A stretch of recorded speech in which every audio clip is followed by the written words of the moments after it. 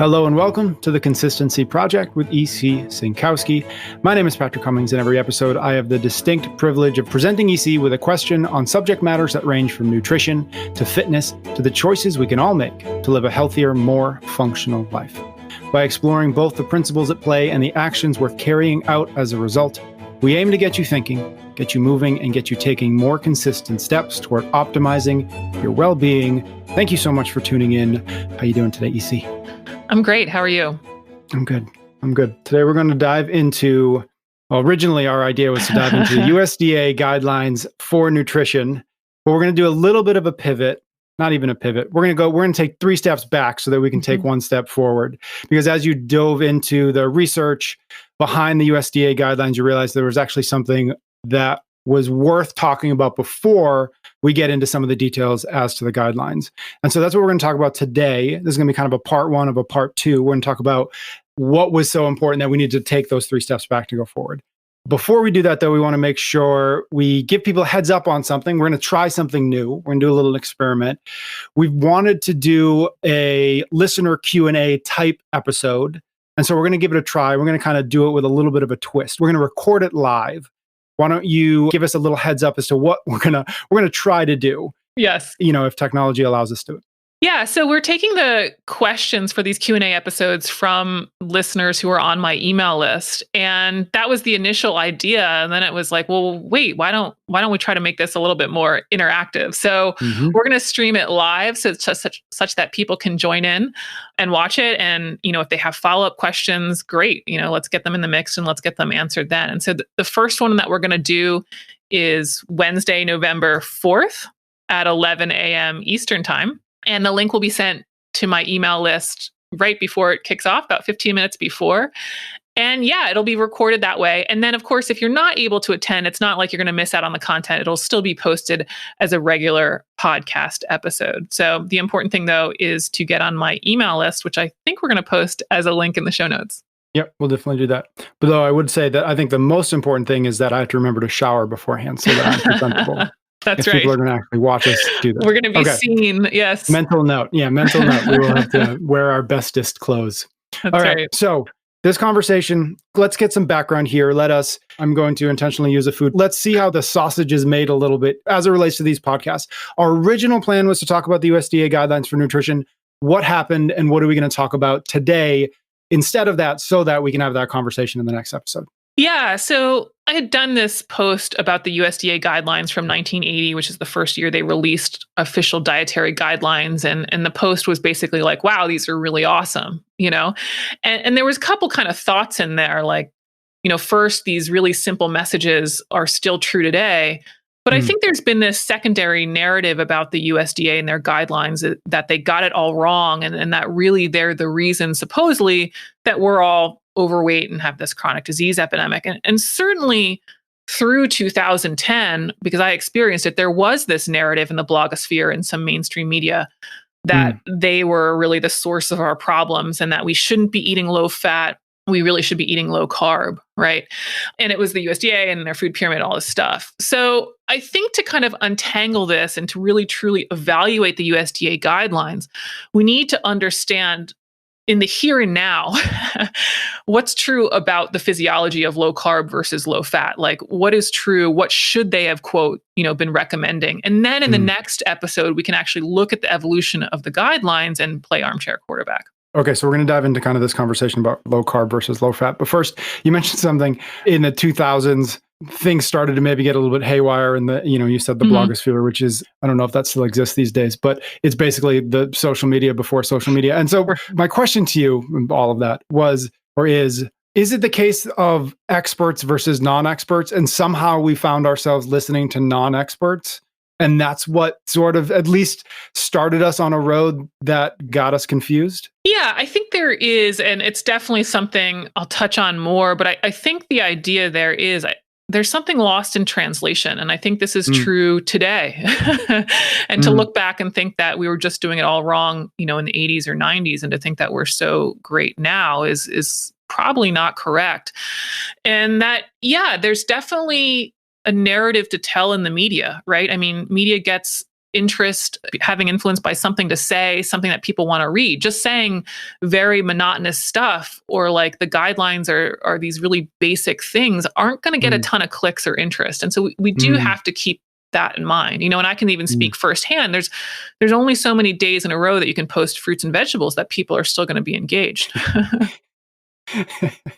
Yes, that is, I imagine, true. Okay.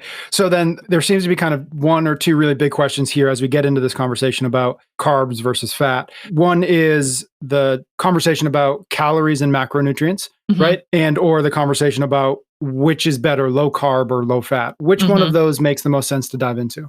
Yeah, I mean, I think we're going to kind of tackle it all because that's what I see in the mainstream media, less so in, actual scientific circles or these government guidelines, but it's these perpetual wars of like, do calories matter or do macronutrients matter, or is it low carb or is it low fat? And the answer to all of those questions is yes.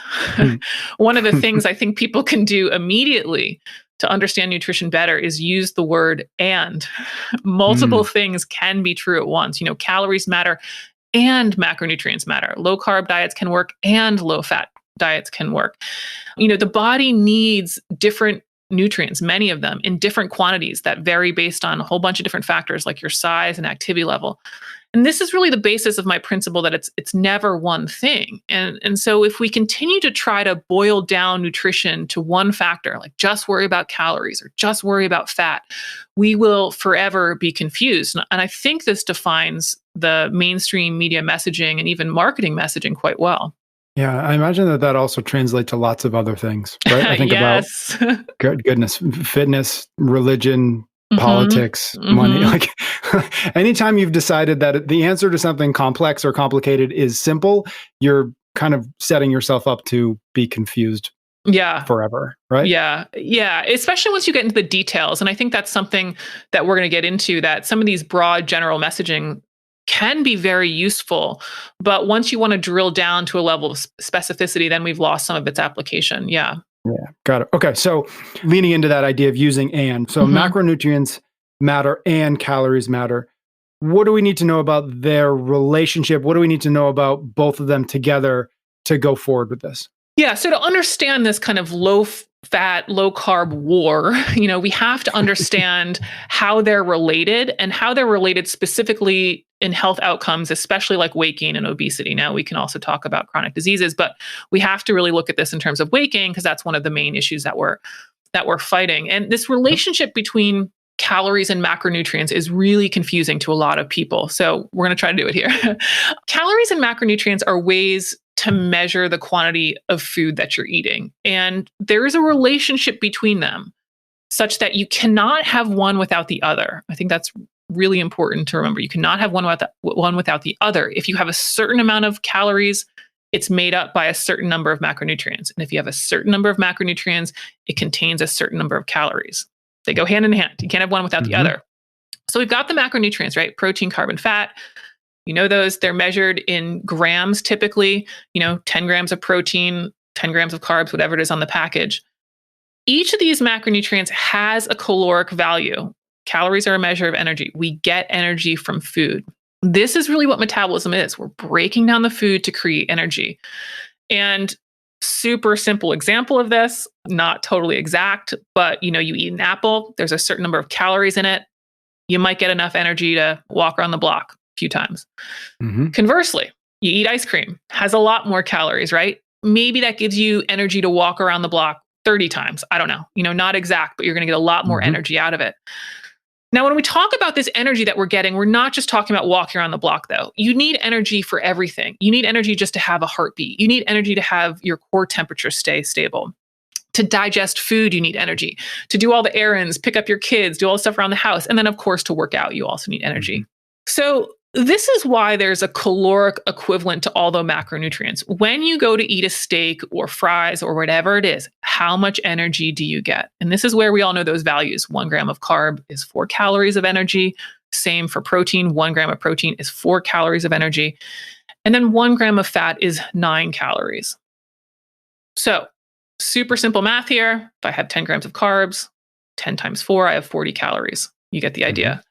Yep. Okay, now we're getting into the part. I think that's the part where this is the part where I think people start to get confused. Even though all calories, protein, carb, and fat can be used as energy, they are also used for things besides energy. And so this is where we get the phrase that not all calories are created equal. And that's true. The body will use protein, whether or not you want to call it in grams or convert it to calories, the body's going to use the protein for lots of different things. Protein is used for so many things. Enzymes, those are the molecules that make all of our reactions occur. Immune system components like antibodies, structural components like muscle, skin, nails, hormone manufacture, and so on. Protein's used for a ton of things. The body will use the carbs that you eat mostly for energy. There's a couple other uses, but mostly it's for energy. And it preferentially will use carbs for energy. And then fat. Fat gets used for components in cell walls. It helps you absorb vitamins. You need a certain amount for just maintaining your temperature and insulation and even protection of organs. And then, yes, you'll also use fat for energy.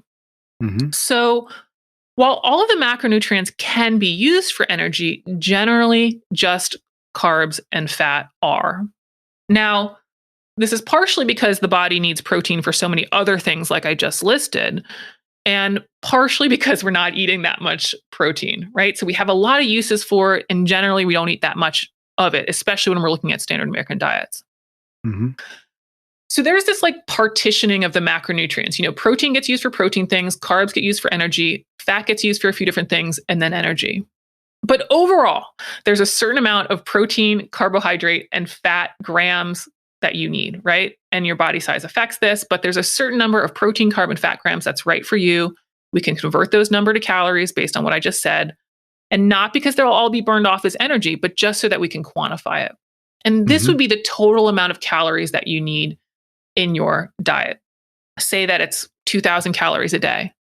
So coming back to that phrase of all calories are not created equal, agreed. Just saying to somebody, eat 2,000 calories a day, that doesn't provide enough specificity, because we need to know within those 2,000 calories, is there enough protein and fat to cover those other needs?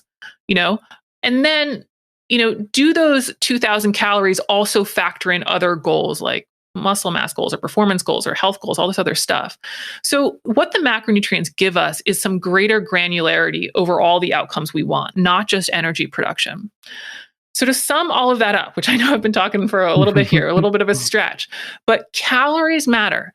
And how those calories are divided up into the macronutrients allows us to have finer control over outcomes we want, like performance, like health optimization. And really, we don't just care about energy production overall. We're not just talking about like how to live with a heartbeat. We have some other goals, and that's really where this macronutrient control, what that gives for us. Okay, so I think my question there is, when you talk about that specificity and a need for specificity, when people get, and this is mostly a question because I've never done it myself, when people go to, say, a nutritionist or a nutrition coach and they get their macro count, is that attempt at saying, okay, what are your specific goals? What is your specific lifestyle? You fill in the blank, fill in the blank, fill in the blank. And then with that, you kind of can create a more specific nutrition prescription off of that. Is that how you would get to the kind of specificity that you're talking about, whether it's you need 2,000 calories, you need 2,500, you need 1,500, et cetera? Yeah, a lot of this, it is. A lot of the swing in how much calories we need, most of the variation between people, besides genetics and age, which matter, but like activity varies a lot. Right. Yep. If you look at somebody like a Matt Fraser versus, a sedentary American, we're going to have thousands of calories that differ between the two. And that's part of what the macro coach is doing, is like, okay, especially if they're within a certain community, right? Like, oh, my community, they tend to have this type of activity level, and this is the type of activity training they do. So they need a little bit more like that. So that's definitely what they're doing. I think ideally what a macro coach is also doing should be looking at food preferences to maybe skew the diet a little bit high carb or a little bit high fat, just depending on what foods they like within the calories they need. So there's some of that. But I think there's also something that gets lost in a little bit of this, and it will come up as we continue. But we have to remember a couple things about food. It's a mixture of nutrients. So you never just eat straight carbs. You never just eat straight protein. I mean, I guess you can if you look at some powders, but when we're talking about food, that's not how whole foods exist. So if you do a diverse array of whole foods, you tend to get a mixture of macronutrients anyway that start to kind of settle out. That's kind of moderate. And then two, that also works really well with sustainability. The more that you try to skew your ratio to these extreme degrees, which we see with some fad diets, the less someone's going to stick with it. So once we factor in kind of how whole food exists and how people can stick to a diet, we normally end up with a pretty balanced macronutrient ratio, if that makes sense. Okay. So, we've been talking about carbs and fats and calories. Maybe the question is like, what does this actually look like in real life? How does this actually play itself out? How should it play itself out when we're at the dinner table?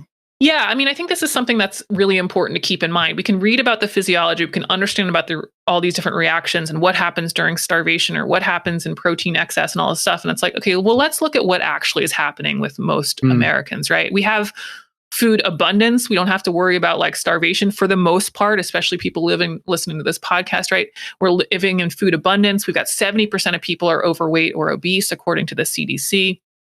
So there's this certain amount of calories that we need, and we're clearly overshooting it. Maybe we need 2,000, but we're eating 2,500 or something.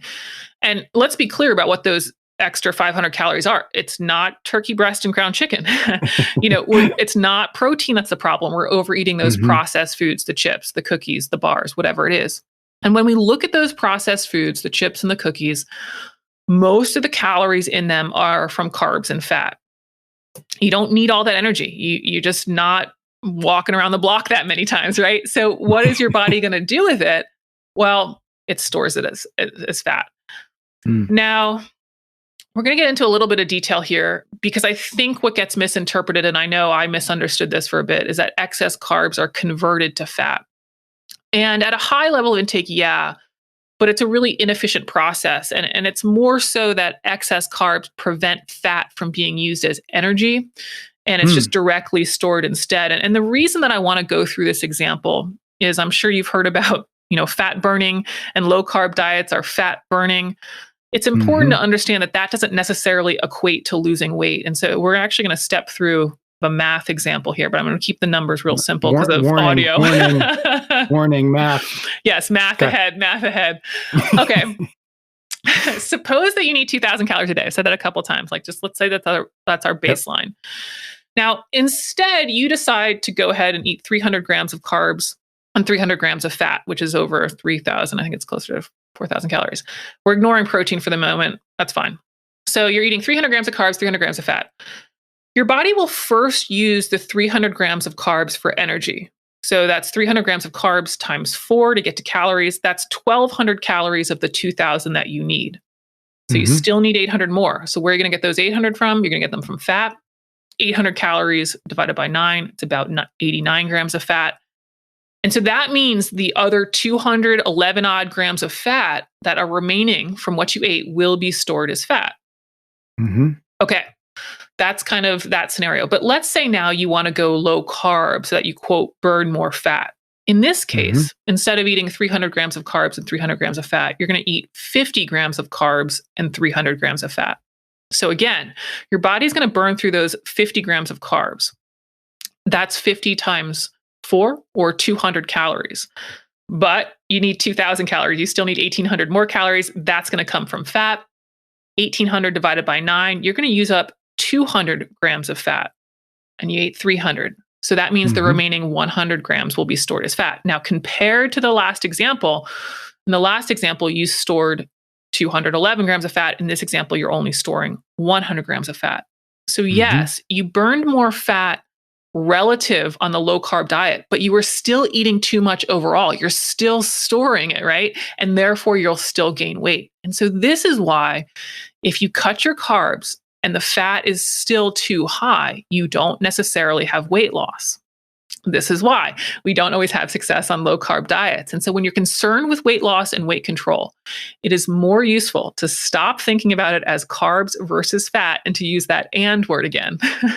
We're going to think about the total calories coming from carbs and fat as our energy reserve. And if we eat too much, if we don't need all the energy, it will be stored as fat.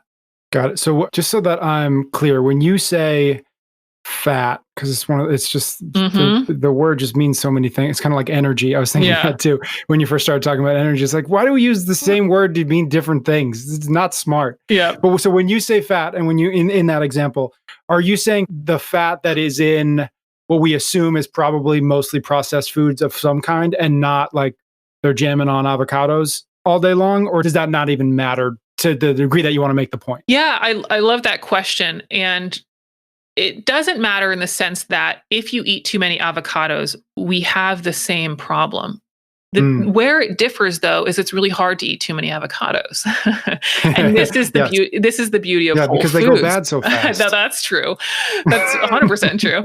You have your 4-minute window. But yeah, this is the beauty of whole foods is you only eat so many avocados. You only eat so many carbs from fruits and vegetables before you are physically full and don't want any more. And so while overeating avocados, you're in the same problem as overeating butter-coated popcorn. We just don't find it. It's the butter-coated popcorn that we eat too much of, and then we get into that excess mode, if that makes sense. Okay, cool. So, thinking again about where do we go from here as it relates to this conversation about carbs and fat? What's next? Yeah. So, we've got this low carb, low fat war.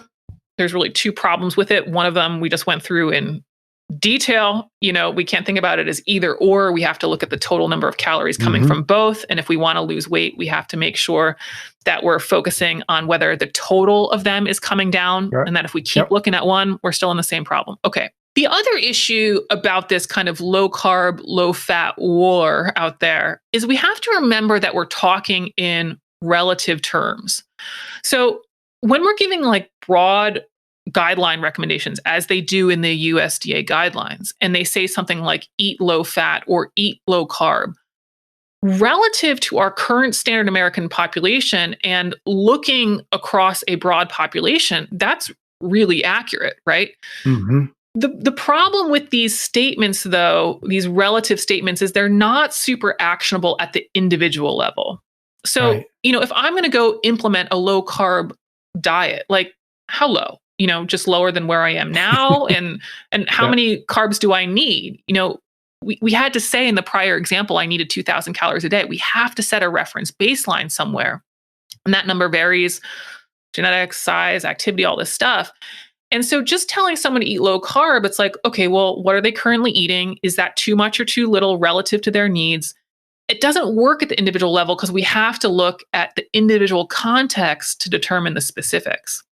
And so this kind of low carb, low fat war out there is, I like this example, Patrick. If I had really strong opinions about how you should spend your money without knowing your income, budget, or financial goals, Patrick, you really need to save more money. And you're just like, well, how do you know? How do you know what I'm saving right now? What is, how do you know what my income is, what my other expenses are, or even things like what I want my retirement to look like, right? And instead, I'm just like, no, Patrick, spend less. It's just kind of irrelevant without the context of the other things that really matter. And so at a population level, yes, we need to be eating less carbs and fat. But specifically for you individually, we're going to have to look at some other factors.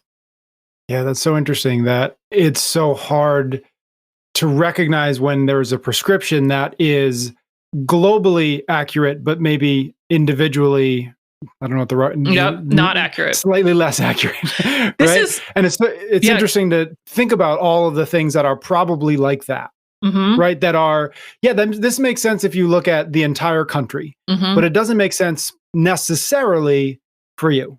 And then working on, okay, well, how do I break that down? How do I understand that enough to know where that guideline makes sense or where it doesn't make sense? This is actually, I love that you brought up that point. This is actually one of the biggest problems with research because means or averages do not describe the individual.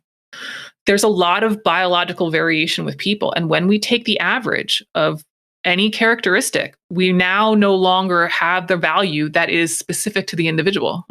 And yet we compare things based on means, like what happens to this group that had an average number of calories, right?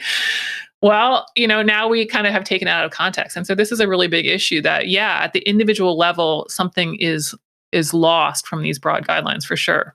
Yeah. An obvious question is, given everything that we've been talking about that you just said, it is also true that people had success, whether they're on a low carb diet or a low fat, or flip that high fat and whatnot. So how do we square that truth? Yep, exactly. Yeah, people for sure have been successful in low carb or low fat. And you have to remember that we're eating both, overeating both, right? We're eating too many carbs and too many grams of fat. And to also think about it though, and I think we touched on this, yeah, we did already, is that how it shows up in processed foods, right? Like if you were to go low carb relative to processed foods, you ultimately cut out chips, ice cream, cookies. And guess what? That carries a lot of fat with it too. And so when we sometimes look at one factor, we don't necessarily see the entire picture. And so it doesn't always go right. This is why low carb diets don't always go right. But yet some people will have success because they ultimately end up reducing the multiple factors that are a problem in their diet. And so this is why we have a lot of variable outcome from them. We've been talking almost exclusively about weight loss, but and you mentioned it or hinted at it that there's always quite a bit more to it than that, right? There's heart disease, there's cholesterol, there's fill in the blank, all the things that we've talked about a number of times. Where does that fit into this conversation and these ideas? Yeah, I mean, these guidelines that they get put out are for obesity, are for, people losing weight, but they're also to prevent the chronic diseases that are so commonplace today. And we already did that podcast on kind of redefining health, and we kind of hinted at this a little bit. But when we have obesity, when we have weight gain, these other diseases tend to crop up as well. We tend to see diabetes, we tend to see high cholesterol, we tend to see heart disease. And really there's this relationship here because you're eating too much and the body has to figure out what to do with all this stuff. You don't need all this energy. We got to put it somewhere. So fat becomes the first storage site, but genetics come into play here because some people have the genetics to store a lot of fat and others don't. And so if you don't have a lot of fat storage capacity, or when you hit your genetic limit of fat storage, there's nowhere for this excess energy to go. And so it stays in circulation. And this is why then we have, maybe high blood glucose, or maybe we have high triglycerides, or we have high cholesterol. Like you kind of think about it as like the system is backing up all the energy, all the nutrients in our food. We can't store it anymore. So it's just staying in circulation. And so this is why, combined with the fact that we have the genetic variation terms of fat storage, is that you can have, people that are quote normal weight, but are quite sick. They don't have the genetics to store it in fat. And instead it's just staying in circulation. And then we have the chronic diseases in that case. Got it. Okay. So we've been talking a lot about calories, for lack of a better term, right? And it makes me think of at least in the worlds that we kind of operate in, the perpetual discussion, conversation, disagreement over, quantity matters more than quality. Is given the fact that we've exclusively talked today about quantity, is part of what you're saying, part of what you're arguing, is that that's more important, or that's the most important in this relationship of quantity versus quality? Yeah. I mean, we have to be careful not to kind of pin ourselves back into this either or hole, corner. It's still quality and quantity matter, right? Like we have been talking about quantity, and it's to explain this relationship of calories to macronutrients. And while we're going down that rabbit hole, we can't lose sight of the fact that we also need micronutrients in all of these processes, not just to produce energy, but to have some basic functions like eyesight and, immune health and all this other stuff. And so, caloric control is super important, but it's not going to be the only thing. We need to make sure that we have all of the micronutrients as well. But I would say that once we have caloric control, the ratio of macronutrients, especially for weight and to some degree health outcomes, becomes a little bit less important. The ratio is going to matter, and I hinted at this already, but will matter more for performance and sustainability and maybe health optimization. Because if, for example, if you want to go all protein and fat, You won't get a lot of carbs, so it's going to be harder to get all the vitamins and minerals. But this exact no, I think you should be, 35% carbs and 25% fat in the balanced protein. And then no, it's 40 to 50 or whatever it is. Like that starts to get not to matter as much once we're within the context of caloric control. So if we have caloric control, we're getting the essential levels of protein and fat and, of course, the micronutrients that we need from whole foods to make up those kind of essential levels of protein and fat. The relative ratios of macronutrients of high versus low don't really matter that much for some outcomes. Yeah. As we wrap up this conversation about carbs and fat and calories, any questions that I didn't ask or anything you want to make sure we get in here before we wrap up? I don't think so. I think we're ready to get into the USDA guidelines. Yeah. Okay, cool. So we'll get into the USDA guidelines for nutrition in our next episode. But until then, do make sure that you are on the Optimize Me Nutrition email list so that you can submit your questions and so that you can get a link to Staring at EC and I as we chat when we do our first live Q&A. That's going to come up soon. And until then, thank you so much for tuning in. Thank you so much to everybody who leaves ratings and reviews. They do help. And we will see everybody on the next episode of The Consistency Project.